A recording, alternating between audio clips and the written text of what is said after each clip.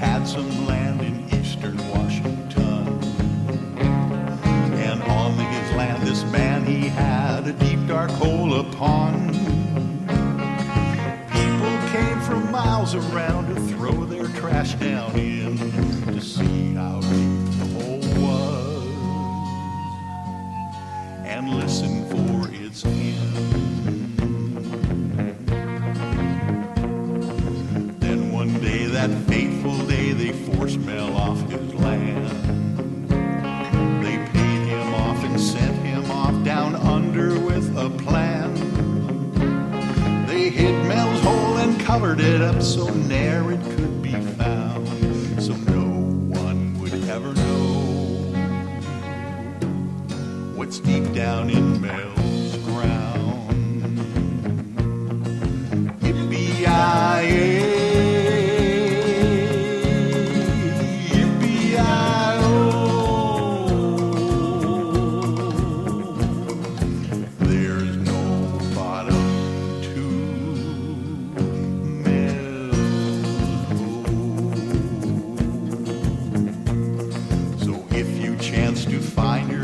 In eastern Washington and hear the legend of Mel's Hole, be wary, my dear one. Don't ride alone at night on that Manastash Ridge, but listen carefully to the moaning deep within. Yippee-yi-yi.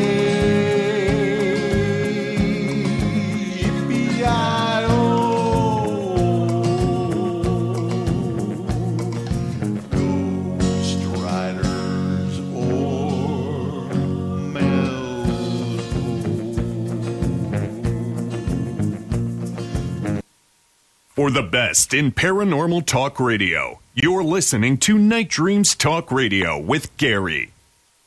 Well, hi, everybody. In the news today, well, what can I say? The hurricane, well, is bigger than they thought, and Pensacola is tearing up the docks, tearing up a lot of boats, tearing up and flooding, and it's, it's only going to get worse. And then when you have the administration saying that earth changes aren't happening, I don't know where they're thinking of, where they're reading the news, or maybe they're watching Comet TV. I have no idea, but it seems to be getting worse, and more of it, more power. And then China announced today they're ready to, start launching their new nuclear equipped, super fortresses. The Navy is kind of worried because now it can, they're worried about aircraft carriers. Things that are getting more attention. Stock markets, they are still sliding.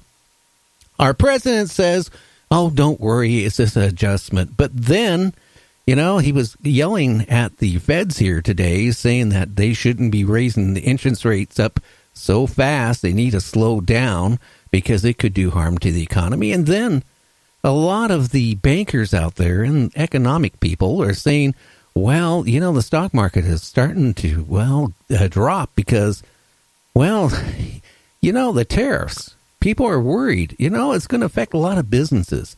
I don't know, but global warming, the tariffs, they heated up between Russia and China.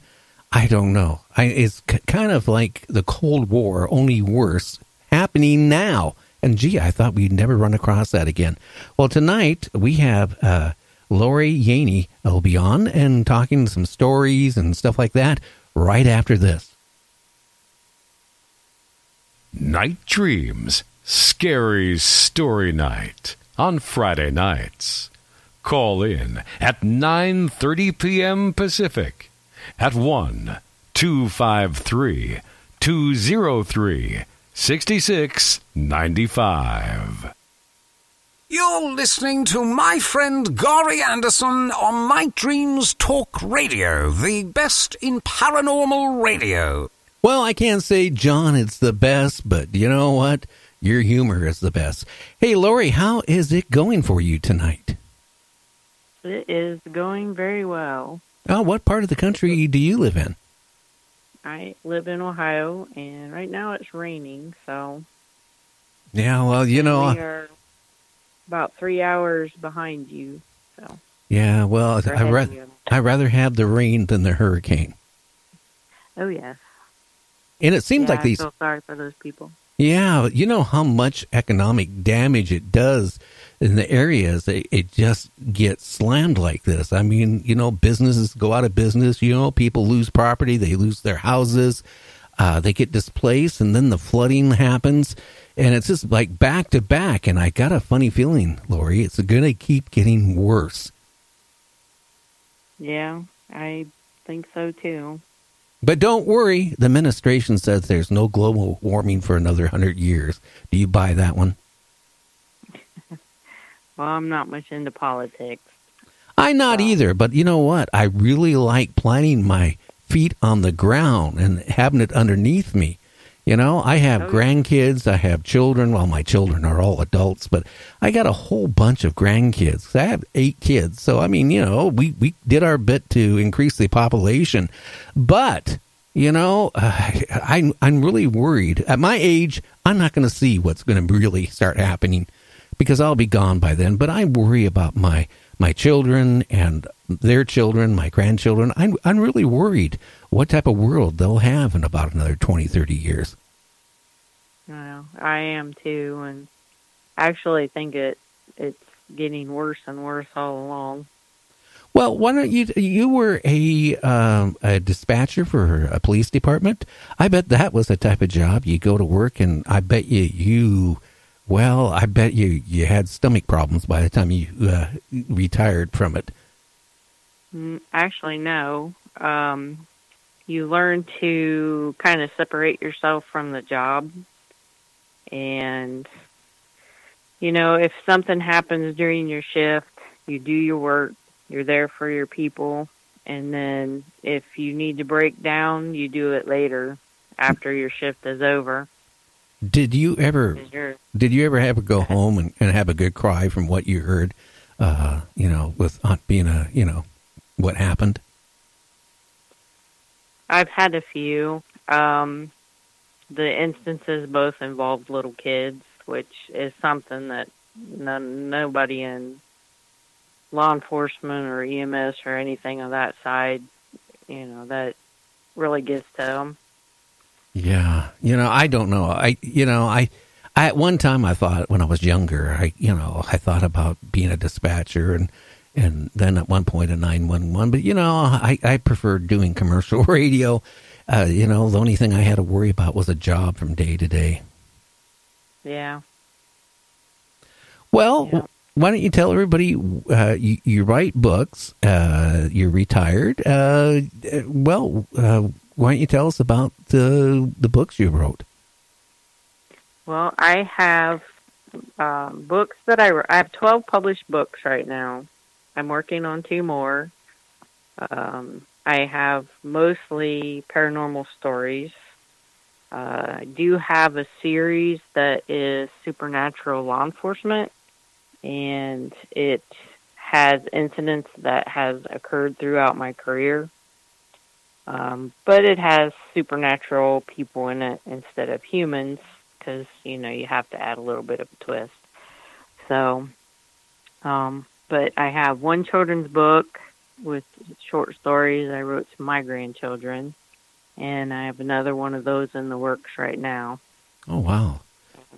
Now, you were mentioning, like when you're in law enforcement, some supernatural type of things. Like what weird things would happen that would classify it under supernatural? Well, the law enforcement series with the supernatural, it doesn't involve the paranormal. These stories, the characters themselves are supernatural beings. They're like werewolves and vampires, and there are humans in there as well. Okay. But I just wanted to add a little kind of a twist to it. So. Well, can you tell us a little bit about the book and what it's basically about without giving the plot away, to get people interested in it, Lori? Yeah, well, there's that series. There's 4 books. I'm debating on whether or not I want to write a 5th, but the main character is a lieutenant who's in charge of the detectives and the patrol division, and basically he's pretty good friends with one of the sergeants, and they're both vampires. Their chief is a werewolf, but they handle all kinds of incidents from murders, suicides, car wrecks, just all different kind of natures like that. Well, okay, so And the series, it makes more sense if you read the books in order, but you can read them as standalone as well. okay. Well, let's talk about the number 1 book. What does it involve into it? And you mentioned that some of the police officers were vampires. I mean, instead of going to the local cafe for lunch, did they go find somebody in the alley to have a bite on, or no, not those type? They either had synthetic blood that they drank, or they had bags of blood that they got from different places. I won't say that the main character doesn't kill any bad guys, because he does, but it just kind of goes in depth with some of the law enforcement stuff and some of the silly things that they've handled. Like some of the calls, crazy people and different things that they saw or things that they say happened to them. And I just put a twist on one of the stories where it turned out that the lady actually was being tormented by a poltergeist, that it wasn't just her being crazy. So that's something I've always, Lori, wondered about. Some of the people that you think that are schizophrenic or bipolar, I had a psychiatrist on my show months and months ago, and he goes, you know what? He said he found that some of these people maybe, were possessed. But, he doesn't want to go around talking about it in the professional field he's in, because people would look at it that he's strange. But, he said a lot of these people that are like we classify crazy could be possessed. And that's why they're acting out with how they're acting out. Some of the voices they're hearing in their head might be real, like demons and stuff like that. I don't know. I've never been crazy to figure that one out yet. Yeah, well, I don't think so. I don't think I have either, so I don't know. But I had fun writing the series. I think I have more fun writing the ghost stories, though. Well, people like ghost stories. My grandma was like the best ghost storyteller. Oh, she was into ghosts. Oh, yes. Very much so. So I bet you when you were a little girl, your grandmother was telling you ghost stories instead about, a Little Red Riding Hood and, the bad wolf and stuff. She's telling you little scary stories, I take it. Oh, yeah. And she also collected poems. So she'd read me poems. And, yeah, she was an interesting character. And I was very blessed to have her in my life. Okay. Did she, out of curiosity, her telling ghost stories and stuff, did she believe in ghosts and stuff herself? Yes, she did. And some of the stories that she told me were things that happened to her in real life. Ooh. Now, do you remember any scary stories you could tell the listeners? I mean, we're a paranormal show, and then on Friday nights, we have like the last half an hour of the show. We, people call in and tell scary stories because of Halloween coming up. Do you have anything scary that you can tell us?